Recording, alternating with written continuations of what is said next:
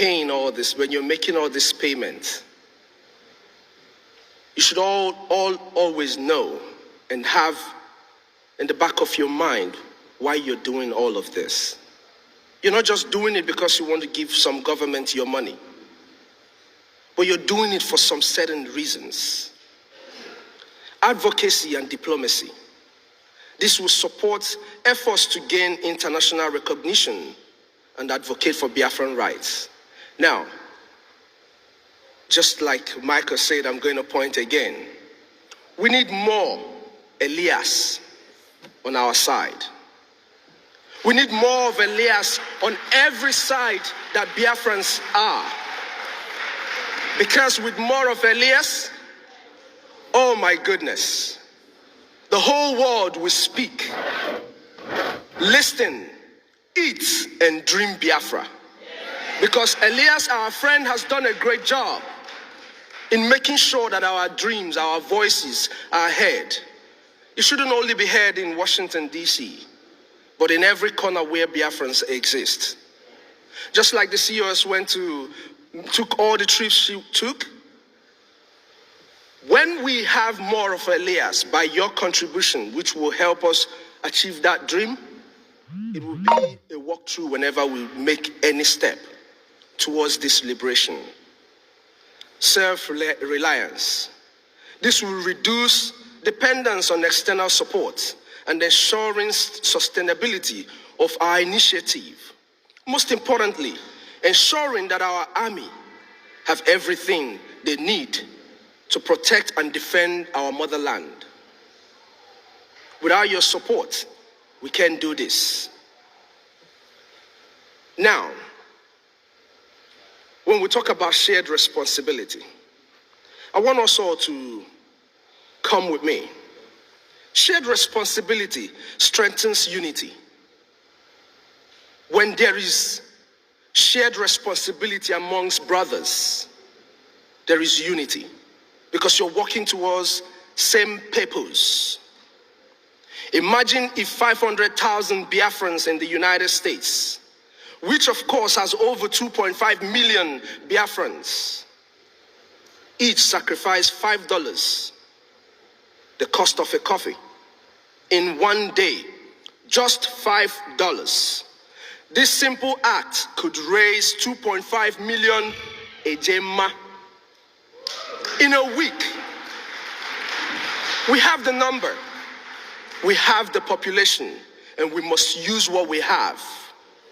When we were sent on exile in different countries in the world, this was the reason why Okika Abiyama made it possible for us to succeed wherever we are. Multiply this effort across Canada, Europe, and all the parts of the world where Biafrans, of course, live.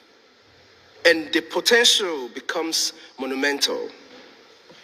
Just as tax funds the progress of nations worldwide, the liberation tax will fund our quest for freedom, development, and self-sufficiency. Now, don't think there is no reward to your contributions.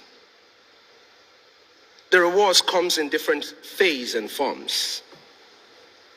The cost of liberation is high, yes, we know, but the reward is immeasurable. By paying your liberation tax, you're not just funding the fight. You are investing in the future of Biafra. That Biafra that you and I speak of, that heaven on earth, that is where you're putting your investment. Like the taxpayers in the church, the offerings in the church, your contribution makes it easy for your government to be able to achieve the dreams that they have for our dear nation, Biafra. You are investing in the future of Biafra, my people. A free Biafra means self-governance, dignity, and the ability to shape our destiny as a people. When you make these contributions, when we are able to do what we are supposed to do, we will make the decisions that pertains and concerns the people of Biafra, all by ourselves. When we contribute, we also show the world that Biafrans are united and determined. Remember, it is a shared interest. It's a shared goal that we are all putting together. So we are giving the world that picture of the Biafra that we have always all known. Our collective actions demonstrate that even the smallest contributions, I made mention of $5. Onyendu once told us in the United States to make a contribution of $1 each. That's because he knows the population of our people. I am just lucky to be the seventh of Onyendu and the seventh of the Biafran people. So I will always make reference to what my leader has said, so that if you don't listen to me, you can listen to Onyendu. The Igbo saying, "Aini nyukoma milionu." Thank you very much. Ndibani, my people, it is time for us to nyukolama milionu. If I'm not going to, it is the simple truth. We can do everything we are doing, but the most important thing we are going to do is our collective action. Our collective action in funding, not just in speaking. It will give us and it will get us faster to where we're going. Unfortunately for our enemies, we're already in Biafra. So what we're doing now is pushing towards everything that is going to get us a final homestay for our mass exodus 2024. Oh yes, 2025. that is Otunwa, that is my brother on X, and everywhere we go. And it's not just about these rewards that you see. Personally, by contributing to the BLT, you become a part of history and contribute to a noble cause. Who doesn't like noble cause? This is the dream people have dreamt all their lives, and no cause like this came their way. You and I are lucky to be here today. But to our brothers and sisters who will be listening and watching us live or watching this program anytime in the future, it is your turn to join in this noble cause.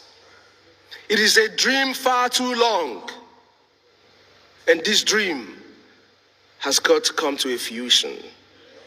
It is our time to let the world know.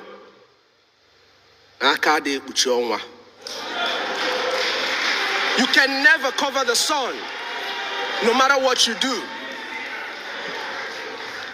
You don't only contribute to a noble cause, but you gain the sense of ownership in the development of a liberated United States of Biafra. You know, that's a big legacy. I'm sure every one of us would like to be a part of this legacy. You know, be remembered as a key player in the liberation and development of Biafra. As part of the people that made this dream come true, I am Obi and I want to be a part of the people that will be remembered when I am gone, that I was a part of those who brought their heaven on earth, because our children and our children's children will definitely live in heaven on earth. Imagine telling the next generation that you played a pivotal role in the realization of a successful and sustainable Biafra. Just close your eyes for a second and imagine that. Imagine that when we are gone, my dear sister Joy Irobi, that our people who don't even know you, who don't even know what a great woman you were, can still hear the story of what you've done. Each and every one of us here. And you who is listening to us and who is going to be a part of this Biafran Liberation Tax, imagine for a second that people will be talking about what you've done for them without even knowing your name. You know, is a chance everybody has to take, you know?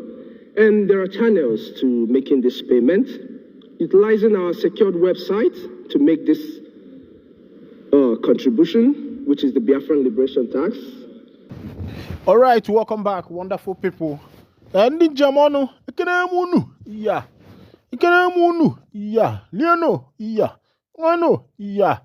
And Western, Nanya Susanwa, Nwazo, Nanya be fine at Benebele, Kenemunu, you don't see as it happen for Finland, despite what is happening, despite the propaganda, despite what the NIG government have come up with, making sure that the Prime Minister of the Biafra Republic government in exile, Mazi Sïmøn Epka, is held. But aside that, the children of God are still moving forward. The kingdom is still moving forward. The children of Israel are still doing their best to make sure they come up with the mandate that has been given to them by the Almighty Chukwu Okike Abiama. Ekwensu kiere megi n'ụwa, kiere megi, magi mando to go. Kiere megi, ekwensu kiere megi n'ụwa, kiere megi, magi mando to go. Kiere megi, ekwensu kiere megi n'ụwa, kiere megi, magi mando to go. Kiere megi. Of course, you know that a lot of people are afraid. You know the reason why these people are afraid, because somehow they know that if this dream happens to come to pass, if this dream happens to come to pass, if the dream happens to come to pass, my people, of course, you know that a lot of oil that the NIG government are sucking, their hands will be removed from there. A lot of mineral resources that these government cabals that are selling the oil and eating the money with them and their children, their relatives, the cabals that are selling the coal, mining the gold, mining the iron ore, mining the limestone. That is their fear. You know that all this issue of I want freedom, I want to secede couldn't have come up if the people who are in governmental powers are actually managing the resources given to them, are actually making sure that the resources are reaching every other person. Meanwhile, before I continue, you know that these people are kicking against Mazi Sïmøn Epka, but they say he's the one causing the insecurity in Nigeria. How about the BH, the Boko Haram boys? As it is now, they have done another one.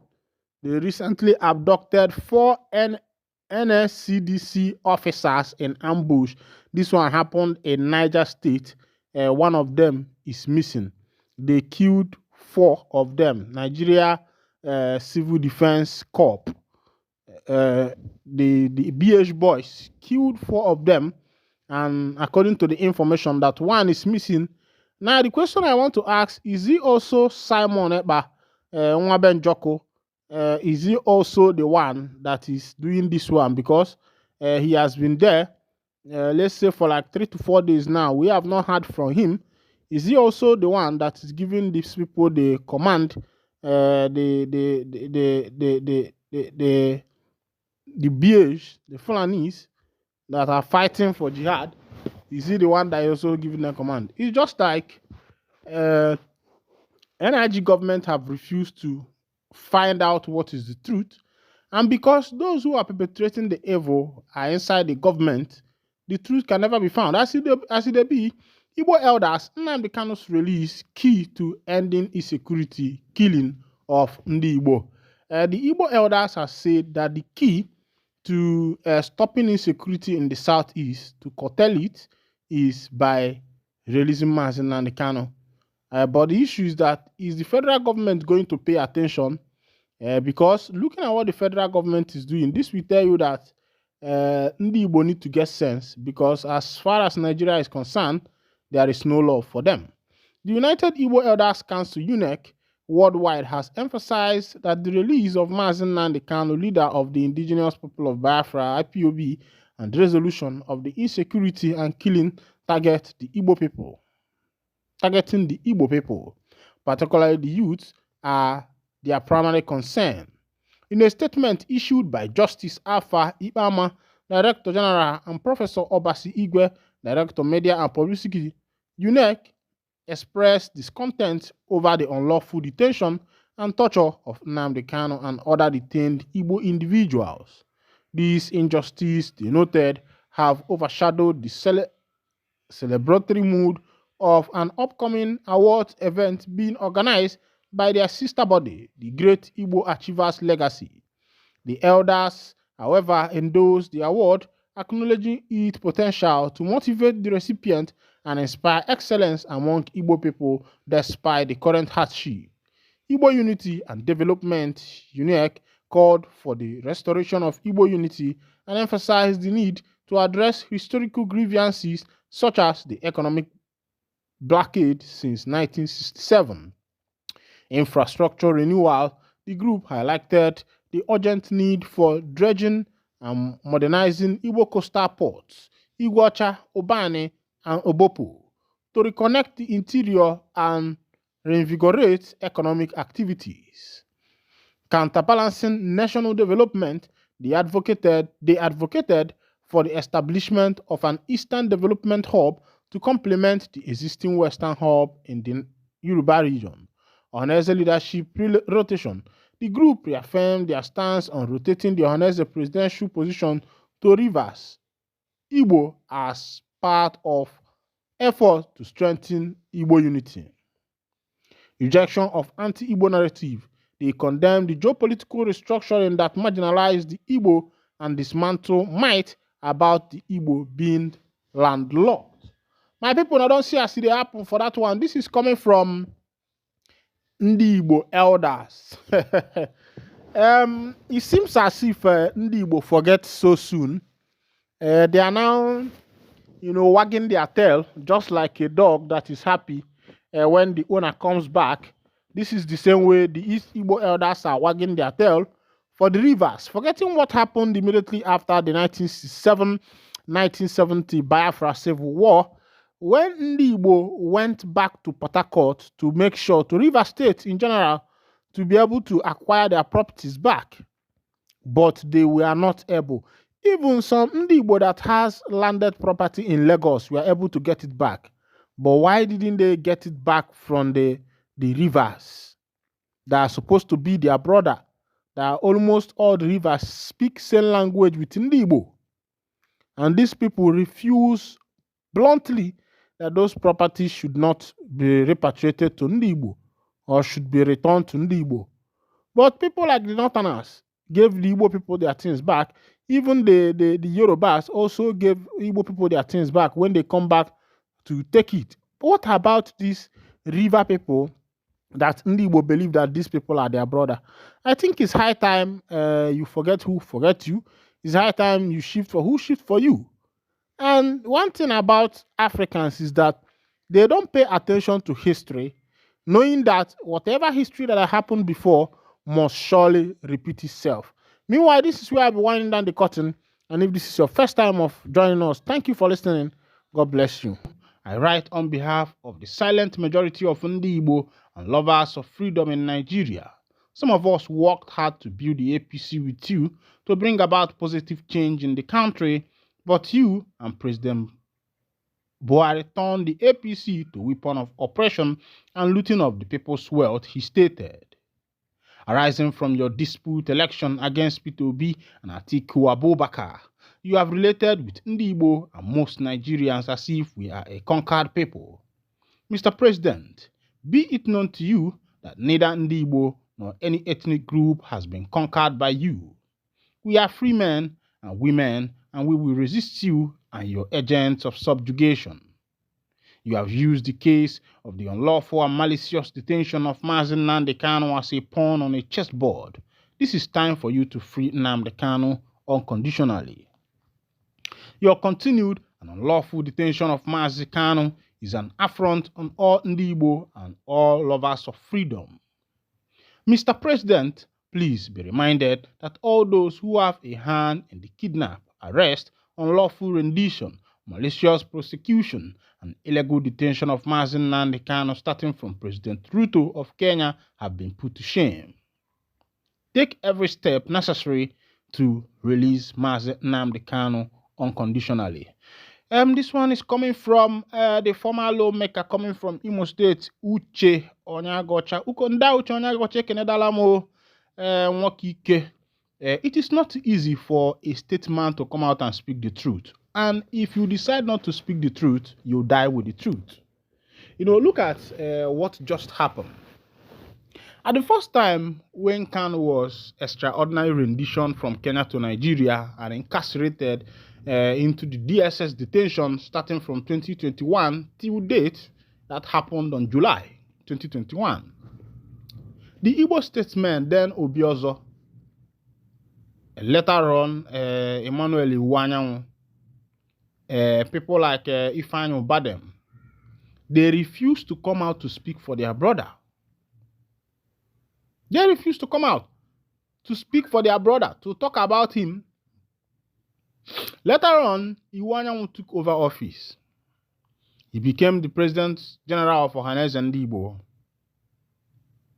They started their plans, how they are going to, make sure that Mazi Nnamdi Kanu comes out of the DSS detention. Even the present governor of Anambra State, they started making plans. They started using Kanu to chase clout, to bring Ndi Igbo closer to them. And at every point, at every time, at every junction, what these people do is to come to social media and tell the people how we have been fighting for Kanu, we are trying to meet the presidency, we are doing this. Then I was asking, the president of Ohanese Ndi Igbo, Iwanyanwu, as the president of Ohanese Ndi Igbo, you have the right to meet the president face to face. It's not even about writing letter to the president or sending a memo to the president. You have the right as president of Ohanese Ndi Igbo to go and meet the president face to face. It is your right, because these are the people you are representing. As a president of Ohanese Ndi Igbo, you are just like a president to Ndi Igbo. So, but these Igbo leaders, I don't know whether they are doing it out of guile. Too much. I don't know whether they are doing it out of guile, or maybe they are just doing it because they want to do it, or maybe it's because of the money. They don't want to speak about the sitting government because of one business or the other that they have. But the question is now, where is Emmanuel Iwanyanwu? Where is Ifeanyi Uba? Where are these people? They are nowhere to be found. They are gone and forgotten.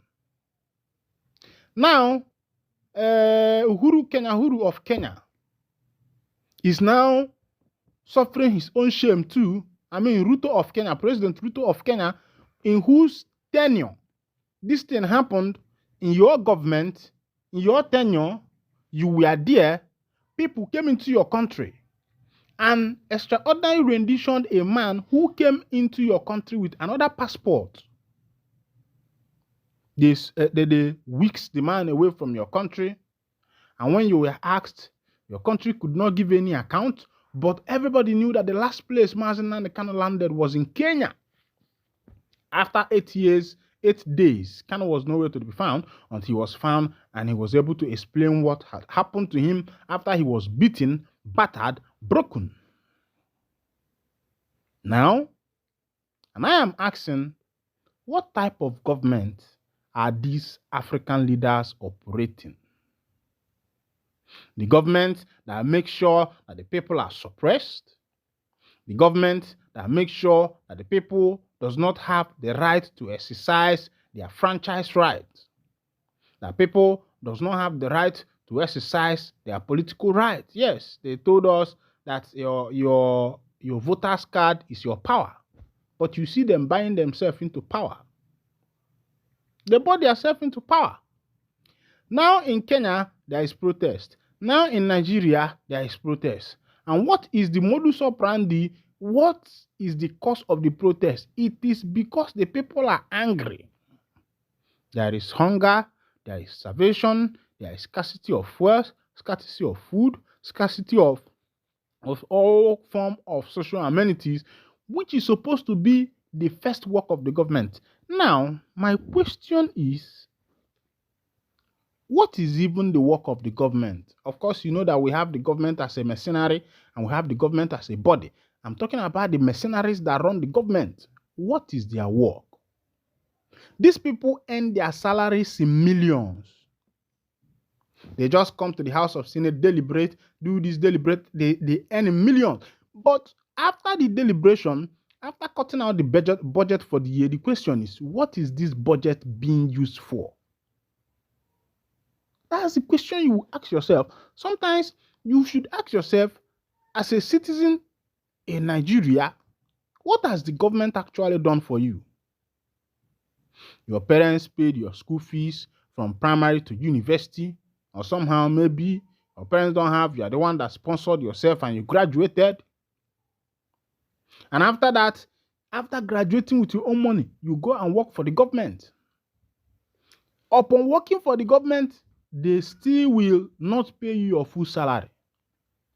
It is still the same government that will deduct a particular amount from your salary as your gratuity or your pension. And when it's time for this pension to be paid, it will not be paid to you. It is not even that you are begging the government for money. This is the money you worked out for yourself. And the government was saving it for you for 35 years. And it is believed that when you finish from office, you are going to be using this money, taking some part of it every month to be taking care of yourself. But that has not happened in this nation. The politicians, they come with their pot belly. They come with their self-aggrandizement, making sure that the nation's wealth is looted. The present senators, each of them have a car worth 240 million, Land Cruiser. The question is, what about the old cars that other senators used? Or is it that if a senator, they buy a car for a senator, that car automatically becomes the senator's own? Is it not a national property? These are some of the questions we should be asking ourselves in the present government that we found ourselves in this nation. And that is why these people will make sure that people like Mazen Nnamdi Kanu is totally silenced, because they don't want to hear the truth. They don't want to hear the truth. They don't want to hear the truth. These leaders does not want to hear the truth. Meanwhile, on the ongoing protest as it is, police have arrested, they say police have arrested foreigners sponsoring protesters flying Russian flag in Kano. They say na foreigners, now then they sponsor the protests that people are using Russian flag to protest in Kano. And I say, wow, wow, wow, wow, wow. Because the protest is going, and these people are saying Putin is coming. Vladimir Putin is coming. Putin, help Nigeria. And you are telling me that that foreigners are the ones who are involved. Oh my God. Sometimes these people tend to use our brain. Oh. A foreigner came into Nigeria and he's doing all these things. This foreigner, does he have papers? Has he acquired a citizenship card? Has he paid his taxes as a foreigner? Of course, you know that first of all, if you land into a nation, there are some legal processes you will pass before becoming a citizen, to even have a bank account to operate in that nation. I don't know if that works in Nigeria. Meanwhile, as it be, the Kano Police Command says its operative have arrested several foreign nationals suspected to be sponsors of the End Bad government protest in the state. Salman Dogo, The police commissioner in Kano spoke on Tuesday after a meeting with Abba Yusuf, the governor of the state. Protesters started waving foreign flags in Kano on August 1st, the first day of the protest. The protesters waved Russian flag and called on President Vladimir Putin to intervene in Nigeria. This trend spread to Jos, Kaduna, and Abuja, where protesters trooped to the street with Russian flags. Dogo said development raised concern among security agencies, leading them to arrest the foreign suspects after intensified operation. The police and other security agencies will clamp down on anyone attempting to tamper with the security of the state, Dogo said. The police commissioner said authorities are taking necessary steps to ensure peace and order to returns in the state, adding that the governor has also relaxed the 24 hours curfew to now run from 6 a.m. to 6 p.m. Christopher Musa, Chief of Defense Staff, CDS, had warned that it is a treasonable offense for NBAT government protesters to fly foreign flags in the country. The CDS assured that security agencies will continue to defend the nation's democracy. My people now don't see as it happen for that matter. Cat was everywhere, cat, dog, and everywhere. Meanwhile, welcome back. If this is your first time of joining us on this wonderful channel, kindly go ahead and subscribe, like, comment, share, and also remember to all your notification buttons so that whenever our news drop, you'll be the first. We'll collect them. Thank you for listening. God bless you.